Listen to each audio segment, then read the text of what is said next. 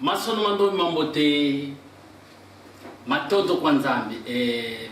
A essa resposta certa, como sempre, né? É assim que aprendemos. Mas só não mandou mambote, matou do Kwanzambi.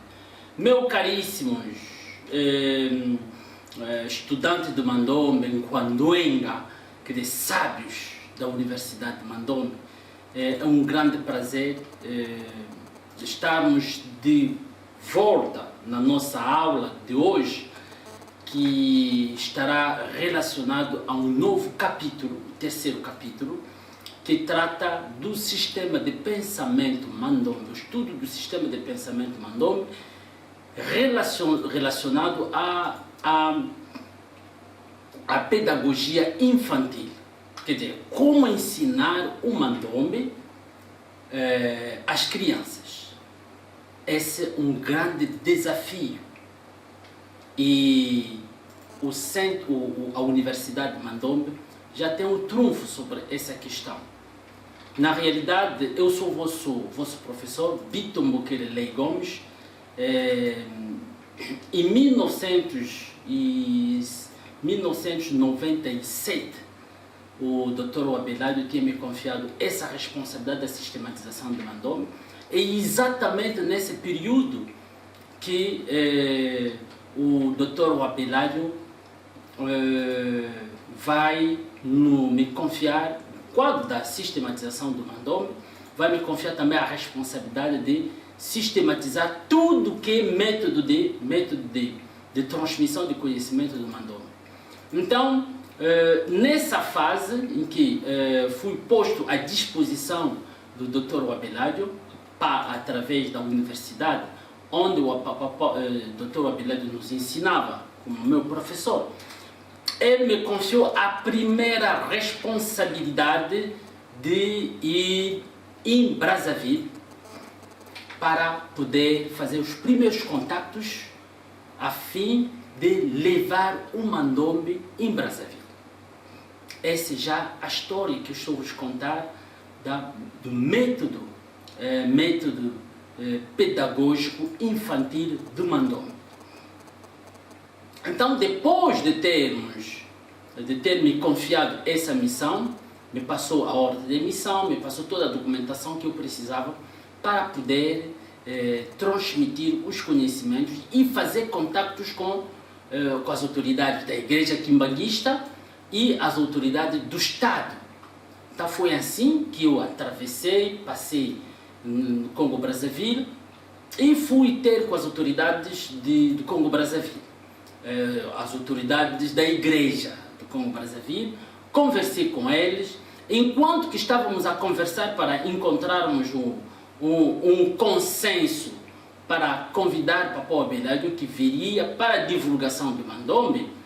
Eu tinha os meus irmãos, meus amigos da banda de música, que se interessaram do projeto, e começamos a fazer estudos do Mandombe. Comecei a lhes formar os primeiros estudantes de Mandombe.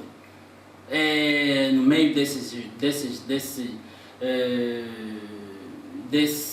estudantes, temos o maestro da banda de música do Congo-Brazzaville, da Igreja Quimbanguista, o maestro Moïse, chama-se assim, Moïse Balonga, e temos o Tonton Dobré, aliás, as aulas se realizavam em casa dele, e temos também, se a memória não me trai, temos também o Papa Aris, certo? Aris, Luté Aris, ele também foi um dos estudantes do Mandombe, bem empenhado. Hoje em dia é ele o responsável número 1 do Mandombe a nível do Congo-Brazzaville. E foi assim que eles foram formados, e na perspectiva dessa formação, eu estive em contato com a equipa que Papa Abelardo vai pôr e vai estabelecer, quando depois a Igreja Quimbanguista convidou oficialmente o Dr. Abelardo para realizar as primeiras palestras a nível do Congo-Brazzaville. Realizaram-se as primeiras palestras e a abertura oficial das paróquias, dos centros de Mandombe, nas paróquias quimbanguistas se realizaram, e esses estudantes que eu estava a formar são eles que vão nos ajudar em termos da divulgação e a transmissão de conhecimento do Mandombe a nível da igreja, a nível dos centros, núcleos de formação que a igreja tinha disponibilizado. E dali criou-se uma equipa, uma direção, que era dirigida por Dr. Awe Maurice e mamãe Gisele Batota e mamãe Kimbembe Clarice, são esses os responsáveis. E depois veio o Papa Arice Luté, que assumiu também a responsabilidade. E tivemos também o concurso do Papa Awe Fridi, que participou dignamente no processo da informatização, primeiro passos da informatização do Mandombe. Isso já em 1997. Só que depois já não evoluiu bastante. Então, é nesse ambiente que nós estivemos a trabalhar, a desenvolver o Mandombe, e Papau Abelardo estava sempre ao nosso lado, a nos acompanhar, até quando chegamos no mês de maio. No fim do mês de maio, Papau Abelardo, um belo dia, acorda e me informa que Papalé, sonhei, tive uma visão onde Papa Simão Quimbão está a me pedir para entrar em Kinshasa, viajar em Kinshasa. Então foi assim que Papau Abelardo criamos as condições e Papau Abelardo viajou para Kinshasa. E assim que ficamos, 2 ou 3 dias depois, rebenta uma guerra civil a nível do Congo-Brazzaville. Grande guerra civil. E o platô de Kenzon, os que conhecem a paróquia da igreja quimbanguista em Brazzaville, sabem que o platô de Kenzon estava na mira ou nos limites das duas forças antagonistas. E foi assim que, numa trégua, aproveitar-se de deslocar toda a população refugiada na igreja quimbanguista de lá para o sul do país. E quando saímos de lá para o sul do país, fomos numa das paróquias da igreja quimbanguista, já não me lembro mais o nome dessa paróquia, mas é mesmo no sul, depois do rio Djoé, do Congo-Brazzaville. E depois dali, a partir daquela concentração das famílias, aí começamos a desenvolver outros trabalhos de Mandombe. E como havia muitas crianças, mas muitas crianças, nós pensamos transmitir o conhecimento do Mandombe às crianças. Mas nós nos interrogávamos, mas o Mandombe é um conhecimento altamente matemático. Como é que vamos transmitir o Mandombe às crianças? Então, dali, fomos obrigados a utilizar o método metafísico que o Abelardo utilizava para entrar em contato com o Papa Simão Quimbão. Então, fizemos um retiro de 3 dias, invocando, pedindo nas orações Papa Simão Quimbão para nos abrir a mente. E graças a Deus, eu que recebi a revelação. Na qual Papa Simão Quimbão orientava de utilizarmos a história do Papa Pacundu e Mamá Pelequete, que tinha dois filhos, cada um tinha 2 filhos, um mete chapéu, o outro mete chinelo, e são gêmeos. E depois, o tempo passando, o Papa Pacundu vai nascer outra vez os gêmeos, e assim sucessivamente, até quando vamos chegar no fim do processo do desenvolvimento do sistema angular do Mandombe. A mesma história vai seguir, e quando terminar a história, a criança que dominar a história e a prática de Mandombe, assim que terminar, domina o Mandombe a 100%.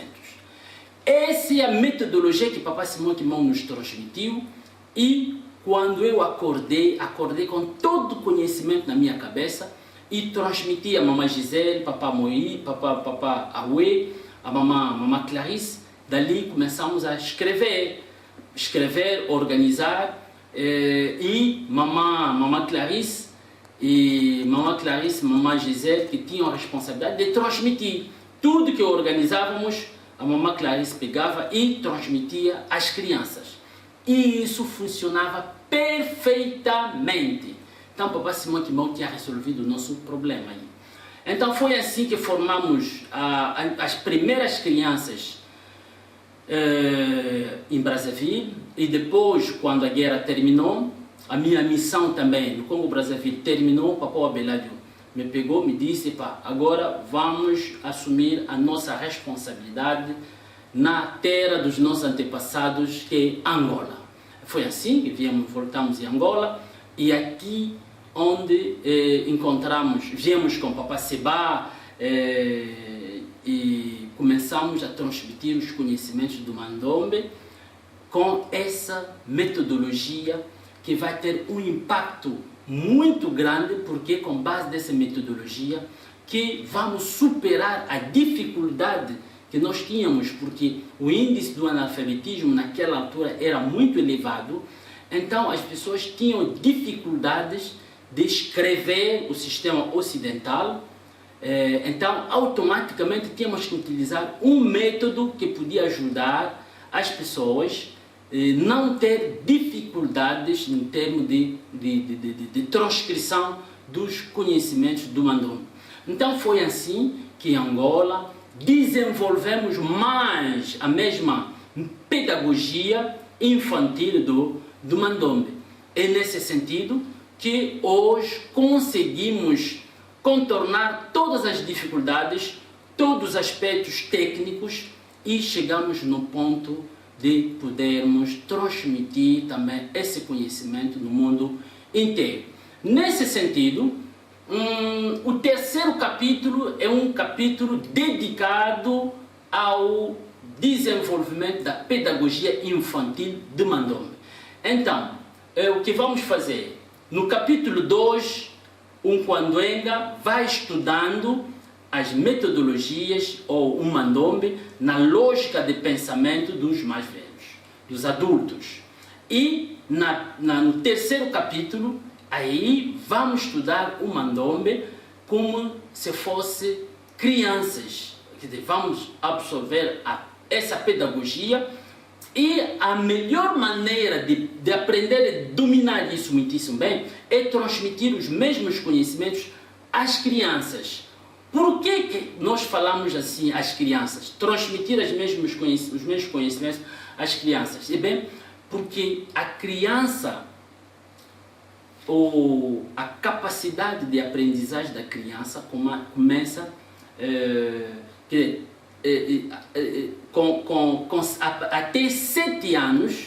Até 7 anos a criança desenvolve programas pedagógicos. A sua capacidade de aprendizagem é muito diferente em relação a depois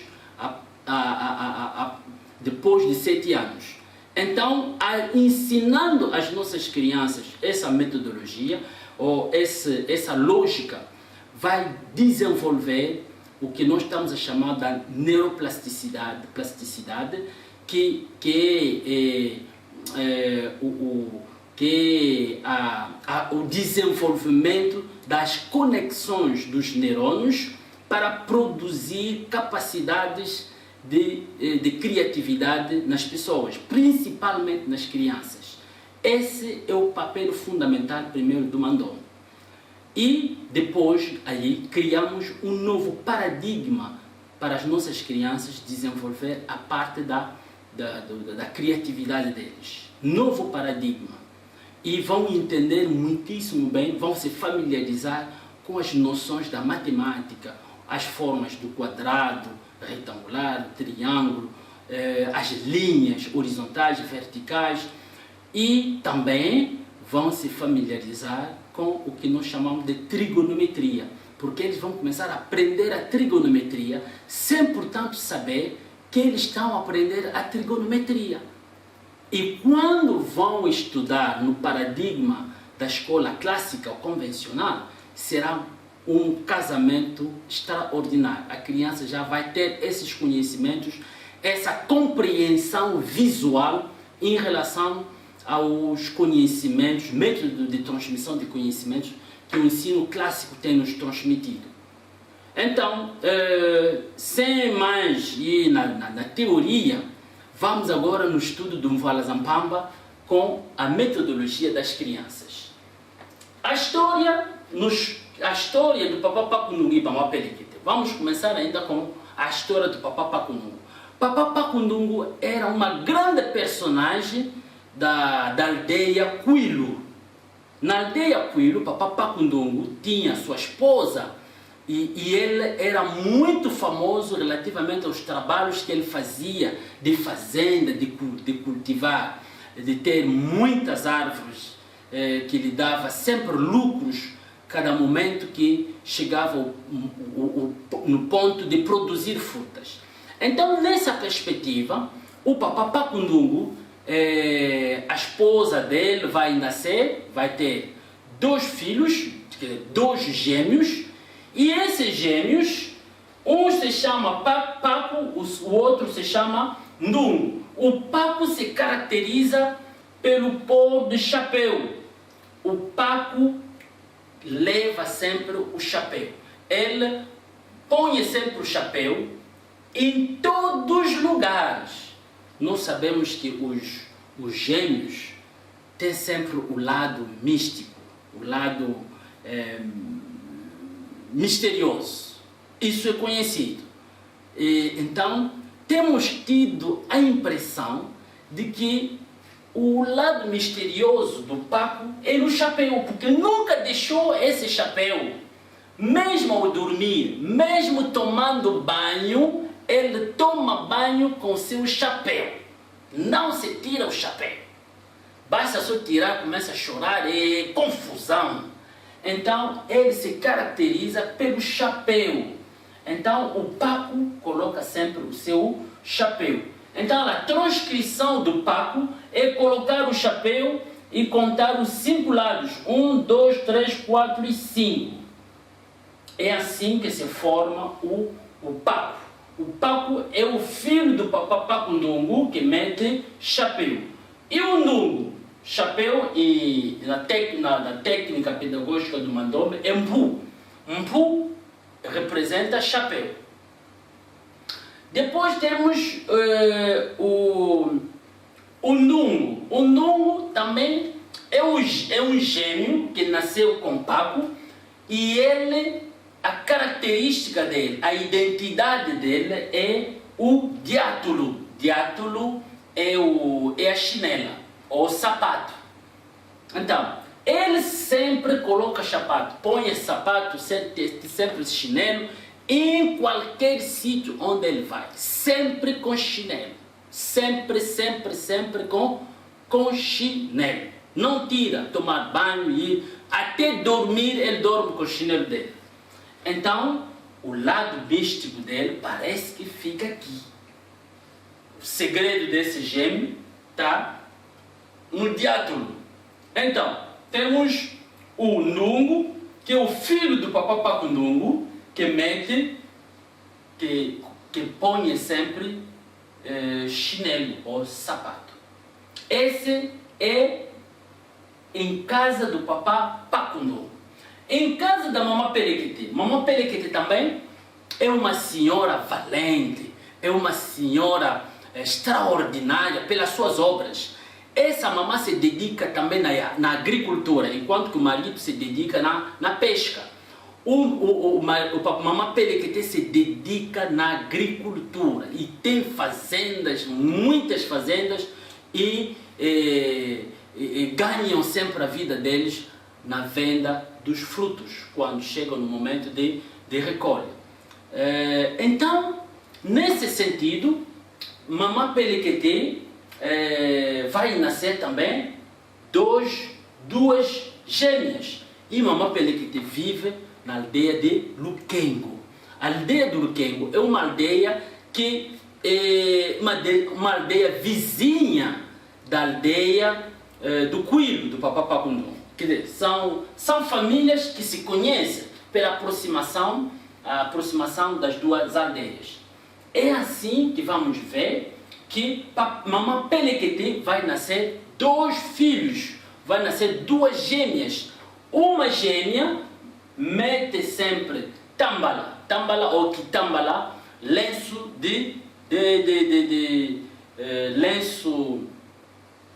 lenço de cabeça. Acho que é assim que se chama. É o lenço. Coloca sempre lenço, como as quimbanguistas, toda mamãe quimbanguista coloca sempre o seu lenço. Sempre coloca o seu lenço. Então, a Pele é a filha da Mamã Pelequete que coloca sempre o lenço na cabeça para se cobrir. É difícil ver o cabelo dessa menina aqui. A Pele sempre coloca lenço. Então a transcrição começa aqui, que é o singuiri, na realidade o tambala ou lenço é o singuiri. Então a transcrição é seguir a lógica do Lubamba: 1, 2, 3, 4, 5. 1, 2, 3, 4 e 5. E a outra filha, também a outra gêmea, se caracteriza também pela chinela, que ela sempre coloca em todos os sítios que ela vai. Mesmo ao dormir, sempre coloca o seu diátulo. Diátulo é chinelo. Então, Kate é a filha da Mamã Pelequete, que mete sempre chinelo. Então, é assim que se organiza os filhos do Papapacundu e as filhas da Mamã Pelequete. E nesse sentido, o pai, depois da aprendizagem, no capítulo 2, do estudo do Pacundungu Pelequete, do Pacundungu Pelequete, domina essa parte também para fazer um treinamento com as crianças.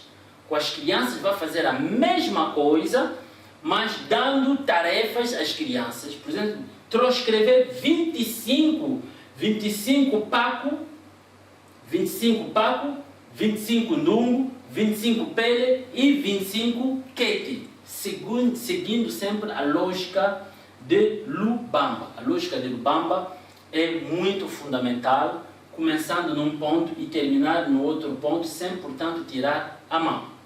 Então, é assim que se apresenta a nossa lógica pedagógica infantil. Para hoje, fizemos o estudo dos Mvola Zampamba, que Pacundungu, Pele e Kete são os primeiros gêmeos do Papá Pacundungu, as primeiras gêmeas da Mamã Pelequete. Na próxima vez, vamos dar sequência das mesmas características do mesmo estudo, mas é preciso sempre fazer exercícios 25, 25, 25 e 25, para transmitirmos os mesmos conhecimentos aos nossos filhos, para eles começar já a instalar esse programa na subconsciência deles, a fim de ser mestres e desenvolver a criatividade dos nossos filhos. É assim que nós terminamos a nossa formação de hoje. Abrimos o caminho para a aprendizagem do Mandombe às nossas crianças, aos nossos filhos, mas também ensinando aos nossos filhos. Nós próprios também estaríamos a dominar o Mandombe, a inserir o novo programa do Mandombe, um novo programa no nosso computador, na nossa subconsciência, para constituirmos o novo paradigma. Porque o paradigma é o que? Paradigma é um programa mental que controla quase a exclusividade, que tem quase a exclusividade de todas as nossas ações.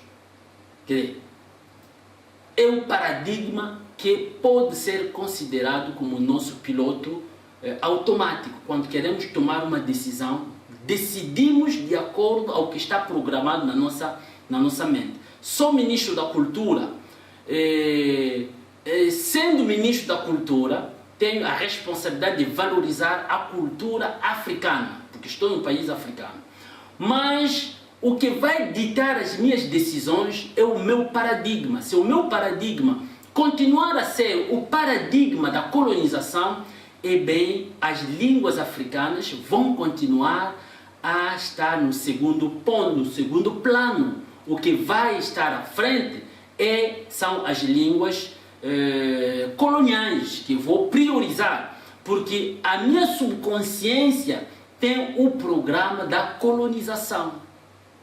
Então, o Mandombe é um novo programa que vai reprogramar o nosso paradigma para reinstalarmos um novo programa que vai nos ajudar para podermos valorizar a nossa cultura, valorizar a nossa alma cultural, onde está a ciência, a arte, a tecnologia genuinamente africana através do Mandombe. É assim que nós terminamos a nossa aula de hoje. Muito obrigado pela vossa atenção. Terminamos assim. Muito obrigado pela vossa atenção. Até a próxima.